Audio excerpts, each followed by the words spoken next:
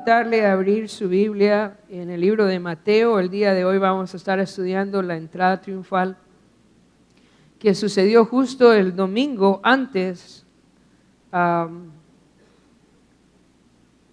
de que Cristo fuese crucificado.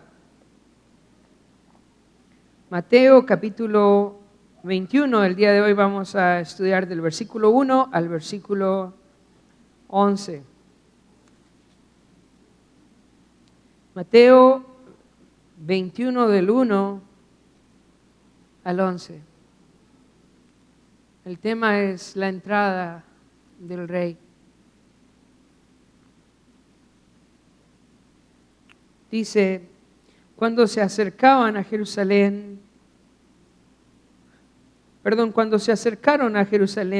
y vieron a Betfagé, vinieron a Betfagé, al monte de los olivos, Jesús envió 2 discípulos, diciéndoles, id a la aldea que está enfrente de vosotros, y luego hallaréis un asna atada y un pollino con ella, desatadla y traérmelos.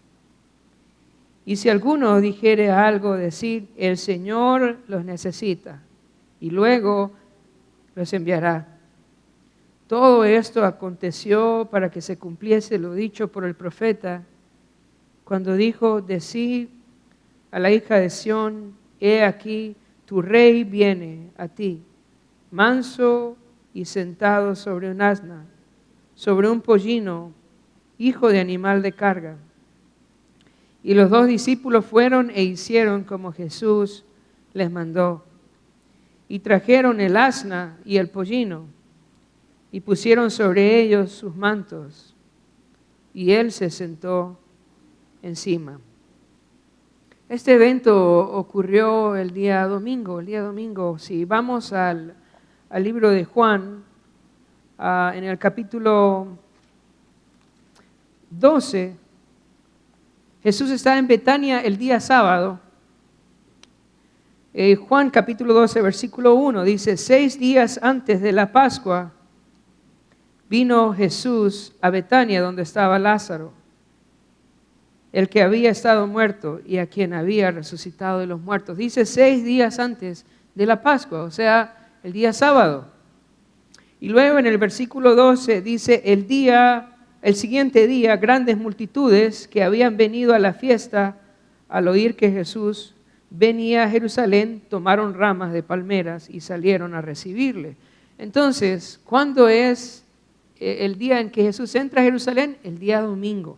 El sábado Jesús es ungido en Betania y el día domingo Jesús entra a Jerusalén y toda la gente que estaba en Betania lo acompaña.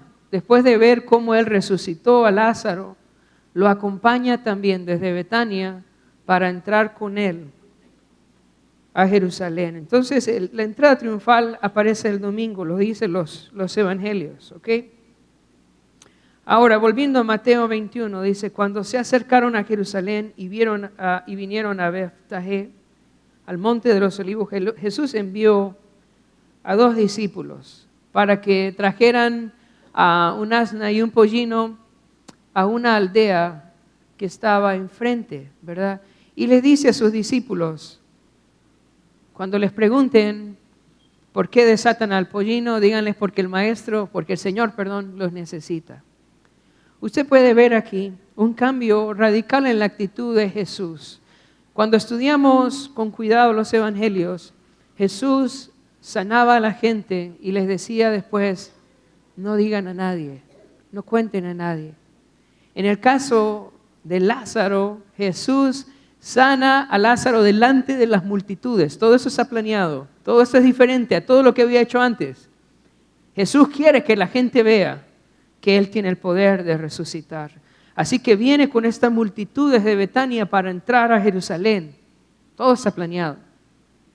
Y luego les dice a 2 de sus discípulos, vayan a la aldea que está enfrente y van a encontrar a este asno, ¿verdad? En otro de los evangelios dice que estaba amarrado en un portón en la aldea siguiente.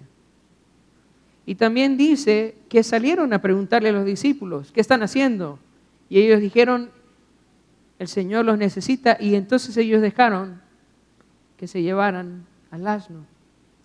Todo esto está planificado, controlado. La muerte de Jesús no es la venganza de los fariseos, ¿verdad? No es el odio de los judíos. Jesús está yendo a Jerusalén con el propósito de morir por nuestros pecados, cumpliendo las profecías de manera determinada, de manera planeada. Control absoluto de lo que está haciendo. Él sabía que estaba el asno allá. Él sabía que iban a preguntar y él sabía que tenía que responder. Él lo sabía todo. Todo eso no es un accidente. Todo esto Dios lo estaba controlando. Jesús lo estaba controlando detalladamente. Busqué en los demás evangelios y encontraba cuáles eran esos dos discípulos. Yo quería saber cuáles eran esos dos discípulos, así que estaba estudiando quiénes eran esos dos. Pero no encontré nada. Por más que busqué, no encontré nada. Tampoco la Biblia dice quién eran los dueños del pollino, no dice nada. Lo único que sabemos es que estos dos discípulos obedecieron a Jesús en ir a buscar al pollino. Y lo otro que sabemos es que los dueños del pollino le prestaron al Señor el pollino. No sabemos quiénes son. Pero pensando en el anonimato, en relación al servicio, déjame decirte que no hay un servicio más valioso que el servicio en anonimato. Si hay algo que nosotros podemos estar seguros que vamos a tener recompensa, es cuando hacemos algo para el Señor en silencio, en secreto. Y yo quiero animarlos, así como estos dos discípulos que no sabemos quiénes son, pero obedecieron al Señor, y así como estas personas que prestaron el pollino, que dijeron, si el Señor lo necesita, pues que se lo lleve. Piensa, estamos hablando de esa actitud con un hermano ayer, que dijeron, el Señor necesita el burro. ¿Y qué dijeron? Pues llévelo, porque es para el Señor. ¿Ves la actitud de ellos? ¿Tienes cosas? ¿Tienes casa? ¿Tienes carro? Poder decirle, si el Señor lo necesita, es del Señor, es para el Señor. No sabemos quiénes son, pero podemos aprender mucho de su servicio, de su obediencia. Ahora, ¿por qué Jesús quería entrar en un pollino a Jerusalén? ¿Por qué? Dice el versículo 4, todo esto aconteció para que se cumpliese lo dicho por el profeta cuando dijo, decid a la hija de Sión, he aquí tu rey viene a ti manso y sentado sobre un asna, sobre un pollino, hijo de animal de carga. Entonces, ¿por qué Jesús no podía entrar a Jerusalén sin antes ir a traer ese pollino, mandar a traer ese pollino? Porque había una profecía, cómo el rey debía de entrar a Jerusalén. Y esa profecía está en Zacarías, capítulo 9, versículo 9. Zacarías 9, versículo 9 está descrito la entrada del rey, cómo el rey iba a entrar.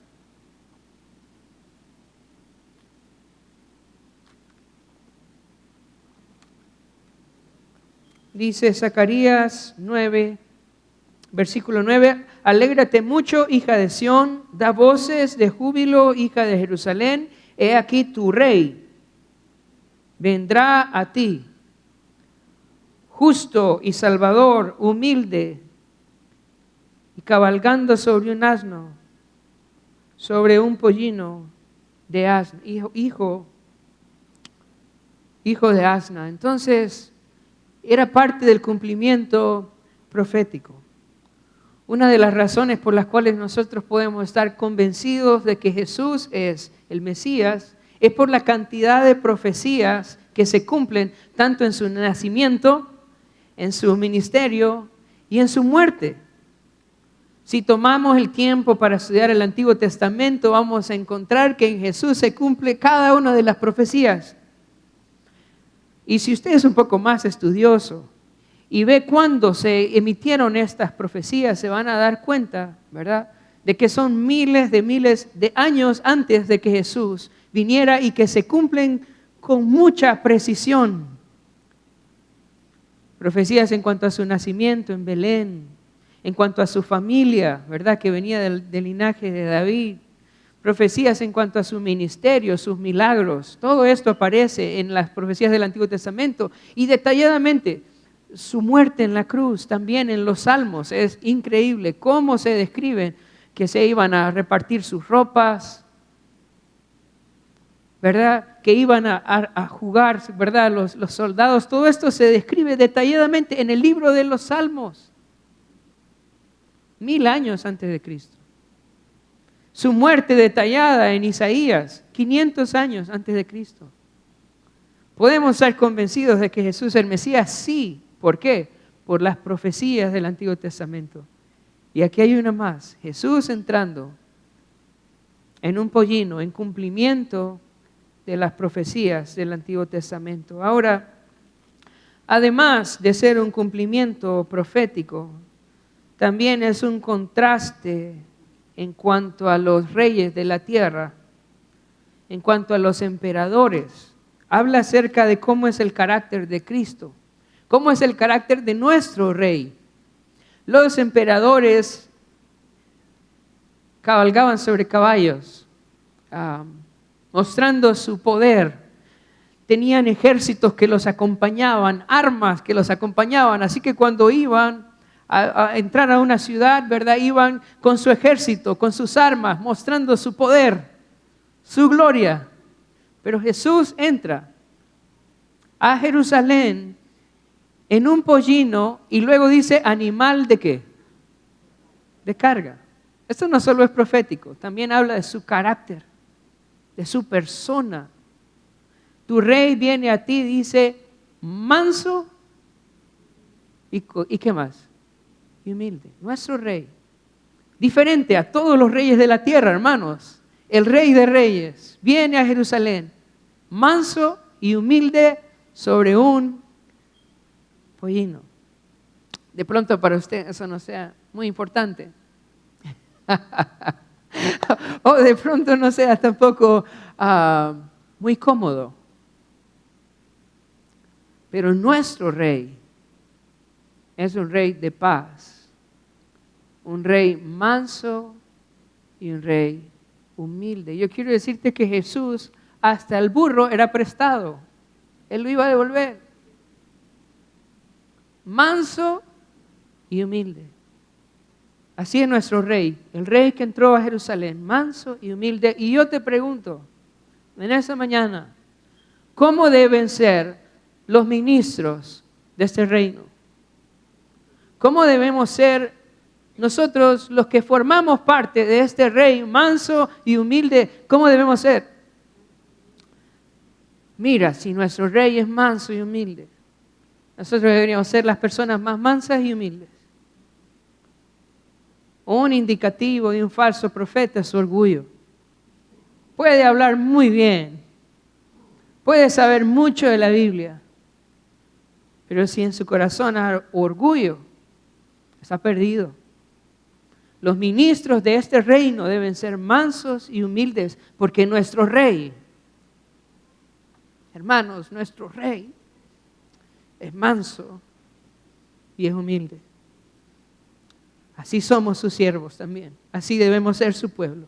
Un pueblo manso y humilde de corazón.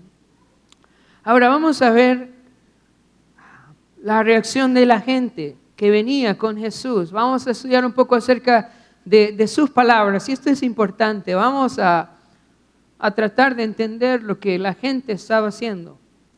Versículo 8 al versículo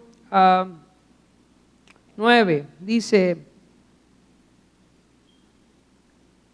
y la multitud, que era muy numerosa, ese domingo de Ramos, la multitud dice que era muy generosa, perdón, eso, gracias, eso es. Yo quiero decirte que se cree que en Jerusalén vivían alrededor de 250,000 personas, en Jerusalén, esa era la población de Jerusalén. Pero en el tiempo de la Pascua, viajaban judíos, ¿verdad?, de todos lados a Jerusalén, de todos lados. Algunos consideran que en el tiempo de Pascua podían llegar hasta 2 millones de personas a la ciudad de Jerusalén. ¿Puedes darte cuenta la cantidad de gente que había en ese momento ahí en esta ciudad, viniendo de todos lados a celebrar la Pascua? Venían con Jesús y venían de haber visto a Jesús resucitar a Lázaro, muchos de Betania, y venían gritando con él, venían acompañándolo al ver el milagro que Jesús había hecho al resucitar a Lázaro. Entonces había una gran multitud en la ciudad, había una gran multitud viniendo de afuera. Versículo 8 dice, y la multitud, que era muy numerosa, tendía sus mantos en el camino. Y de pronto uno puede ver esto como un gesto de amabilidad, ¿verdad? O de cordialidad, o de respeto, pero es más que eso. Vamos a ver qué significa quitarse la ropa o quitarse el manto y ponerlo para que Jesús pase. ¿Cuál es el significado cultural de esto? En Segunda de Reyes, capítulo 9, versículo 13. Segunda de Reyes,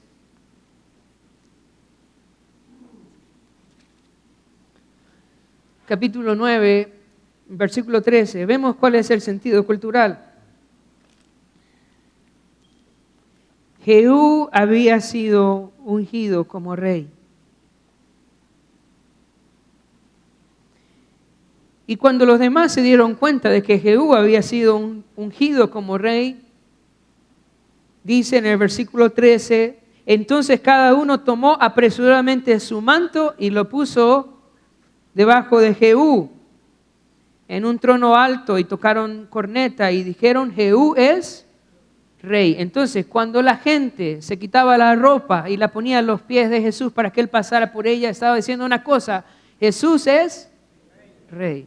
Eso es lo que ellos estaban diciendo al quitarse la ropa. Ese es el significado de eso, de poner sus mantos para que Jesús pasara. Entonces ponían sus mantos y ponían también ramas para que Jesús pasara. Ahora, no solamente hicieron eso. También dice en el versículo 9, y la gente que iba adelante y que iba detrás aclamaba diciendo, Hosana al Hijo de David, bendito el que viene en el nombre del Señor, Hosana en las alturas. Estaban gritando Hosana, ¿verdad? Hosana. Y la palabra Hosana es una palabra en hebreo que no es traducida en los evangelios, Hosana, porque Hosana debe ser traducido. Pero es traducida en el Salmo 118. Cuando la gente iba para Jerusalén, peregrinando de todos lados hacia Jerusalén, iban cantando el Salmo 113 al Salmo 118. Todos iban cantando por el camino, desde el Salmo 113 hasta el Salmo 118. Le llamaban los salmos de la peregrinación. En el Salmo 118 se usa la palabra Hosana. Dice el versículo 24, Salmo 118, 24, este es el día que hizo Jehová, nos alegraremos, nos gozaremos y alegraremos en él. Versículo 25, oh Jehová, sálvanos ahora. Esa palabra, sálvanos ahora, significa Hosana. O hebreo es Hosana, pero significa sálvanos ahora. Oh Jehová, sálvanos ahora. ¿Qué está diciendo la gente al decir Hosana a Jesús? Está diciendo, usted es el Salvador. Usted es el Rey y usted es el que nos va a salvar. Están reconociendo a Jesús como el Salvador. Ahora, no solo decían Hosana, sino que también decían Hosana al Hijo de David. Y vamos a ver en 2 de Samuel, capítulo 7, versículo 12, ¿por qué decían Hosana al Hijo de David? ¿Qué significa eso? 2 de Samuel, el 7, 2 de Samuel 7, 12 al 13.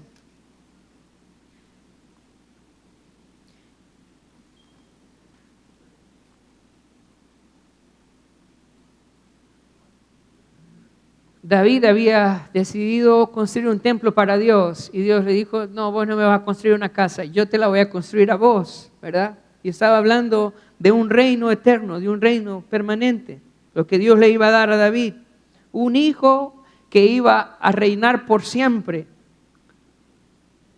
Entonces, 2 Samuel 7, versículo 12, dice, y cuando tus días sean cumplidos y duermas con tus padres, yo levantaré después de ti a uno de tu linaje, el cual procederá de tus entrañas y afirmaré su reino. Y edificará casa a mi nombre. Y yo afirmaré, dice, para siempre el trono de su reino. ¿Qué tipo de rey iba a ser? Un rey eterno. Este es Jesús, un rey eterno. Ese no es Salomón. Salomón murió y su reino se dividió. Pero hoy iba a levantarse uno que su reino iba a ser eterno. Versículo 16, y será afirmada tu casa y tu reino, dice, para siempre delante de tu rostro. Y tu trono será estable eternamente. Así que cuando los judíos estaban diciendo, Hosana al hijo de David, estaba diciendo, creemos que tú eres el Mesías. El cumplimiento de la promesa de Dios al rey David.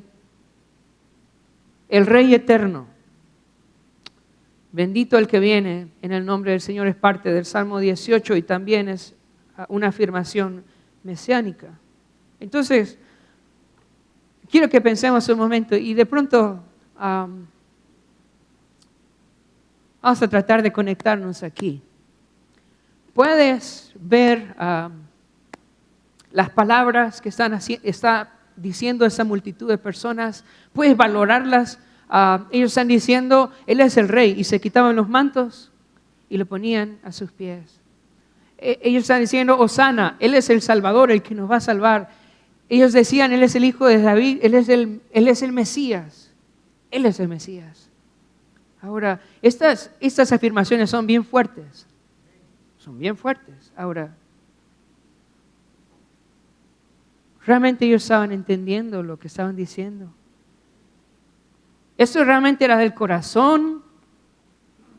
¿Por qué estaban gritando estas cosas? ¿Realmente ellos conocían a Jesús? ¿Creían en Jesús? ¿Amaban a Jesús? ¿O simplemente estaban siendo llevados por la emoción? Cuando Jesús entró a Jerusalén, no fue al palacio romano para sacar a Pilato de ahí. Cuando Jesús entró a Jerusalén, la Biblia dice que entró al templo. Él no venía a destruir a Roma. Él venía a entregarse por nuestros pecados.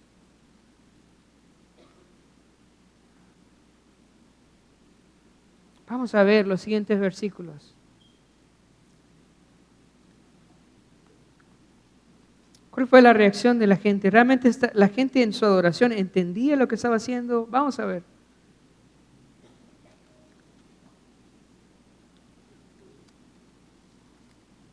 Dice, cuando entró él en Jerusalén, toda la ciudad se conmovió.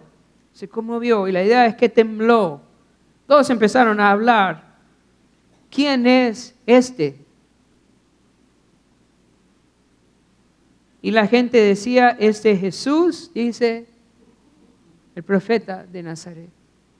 ¿Realmente ellos entendieron lo que hicieron, lo que estaban haciendo, lo que estaban gritando? Y la respuesta es, no entendieron. Dijeron que Él era el Salvador. Dijeron que Él era el Mesías. Tendieron sus mantos. Pero ellos no conocían a Jesús realmente.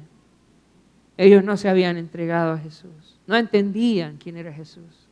Ellos pensaron que Jesús era el rey que venía a librarnos de los romanos. Y cuando Jesús no hizo eso, entonces empezaron a gritar, crucifíquenle, crucifíquenle, no sirve de nada, este rey no sirve de nada, crucifíquenle. Su adoración era emocional, su adoración era realmente sin una convicción, sin arrepentimiento, sin entendimiento. Y hermanos, esto a mí me preocupa mucho, porque si usted lee ahorita las estadísticas en Honduras, las estadísticas en Honduras es que el 37% de la población son protestantes, el 34% de la población es católica, el 20% de la población no es religiosa. Sin embargo, eso no se ve, no hay una diferencia. Personas que confiesan que Jesús es el Señor, que dicen que son seguidores de Cristo. Pero eso no se ve en la vida. Y eso es sumamente triste, hermanos. Sabes, en Estados Unidos el 50% de la población en encuestas de años anteriores decían que eran nacidos de nuevo, el 50%. Pero uno puede ver en la cultura, eso no se ve. Y al igual que los judíos gritan, Hosana, bendito el que viene en el nombre del Señor, bendito el Hijo de David. Y no hay un nacimiento de nuevo, no hay un cambio. Eso está pasando hoy con nosotros también. Decimos que Jesús es el Señor, pero no hay un cambio en la actitud.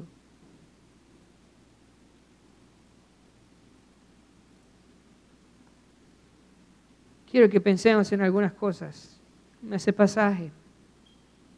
Jesús es el cumplimiento de las profecías. Su nacimiento, su ministerio y su muerte son descritas por los profetas del Antiguo Testamento. Las multitudes aclamaban a Cristo, pero solo unos pocos verdaderamente se rinden a Él.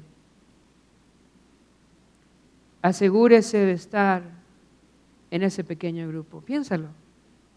Las multitudes aclamaban a Jesús, pero solo unos pocos realmente se rendían a Él.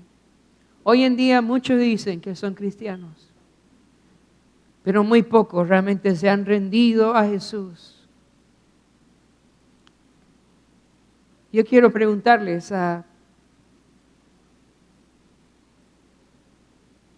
esa mañana, ¿usted verdaderamente se ha rendido a Jesús? ¿O sigue haciendo y comportándose como usted quiere? Tomando decisiones en base a lo que usted quiere, a lo que usted piensa. El Señor le dice, perdone, y usted dice, me vale. El Señor le dice, ame, y usted dice, no quiero. ¿Realmente es Jesús el Señor de su vida? ¿O es como los judíos que dicen, Hosana, y nos quitamos la ropa, ¿verdad? Para que pase Él. Pero al final no lo queremos como rey, porque Él no hace lo que yo quiero que haga.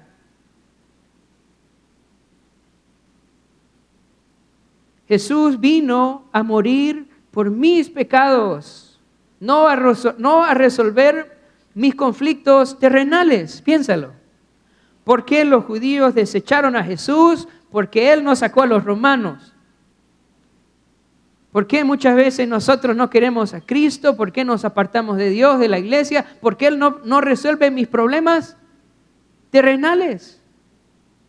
Y decimos, no, yo busqué al Señor, pero nunca salí de mis deudas, entonces me voy. O yo le pedí al Señor que me sanara y no me sanó, entonces ya no. Yo quiero decirte, Jesús no vino a resolver mis conflictos terrenales. Esta es una mentira que a veces la gente enseña. Venga Jesús y Jesús va a resolver tus problemas. Jesús no liberó a los judíos, porque Él no vino a eso. ¿A qué vino Jesús? Piénsalo. ¿A qué vino Jesús? Jesús vino a morir por tus pecados. Por eso vino. Jesús vino a resolver tu problema mayor, que es su problema con Dios. Y por medio de su sacrificio ahora nosotros podemos tener paz con Dios. Yo me puedo morir, hermanos, y saber que un día me voy a levantar con Él. Y este es el regalo mayor. Este es el regalo mayor. Saber que tengo paz con Dios. En la tierra aquí voy a tener problemas. Pero yo no debo de dejar a Jesús por eso. Porque Jesús no vino a resolver mis conflictos terrenales. Él vino a salvarme de mis pecados. Y eso fue lo que hizo en la cruz. Él murió por mis pecados. Para terminar, Jesús es el Señor. Y Él salva a todos los que en arrepentimiento y fe rinden sus vidas a Él. No se trata de quitarte la ropa para que Jesús pase. No se trata de que andes gritando Hosana. Se trata de que en arrepentimiento, reconociendo tus pecados, reconociendo tu necesidad, confieses a Jesús, el Señor de tu vida, y le sigas. Eso es lo que el Señor quiere. Podemos venir cada domingo a la iglesia. Podemos decir que somos cristianos. Pero si en nuestro corazón verdaderamente no nos hemos rendido a Jesús, no tenemos la salvación, hermanos. Porque la salvación realmente viene cuando nos arrepentimos y rendimos nuestra vida a Jesús. Y si usted aún no ha rendido su vida a Jesús, y usted lo sabe, porque usted sigue haciendo lo que quiere hacer. Si aún no ha rendido su vida a Jesús, yo quiero invitarle esta mañana a poder decirle al Señor, Señor, yo te entrego mi vida a ti. Haz en mi vida tu voluntad, Señor. Enséñame cómo agradarte. Yo quiero ser tuyo. Y empezar a vivir a la luz de ese compromiso con Él. Vamos a orar.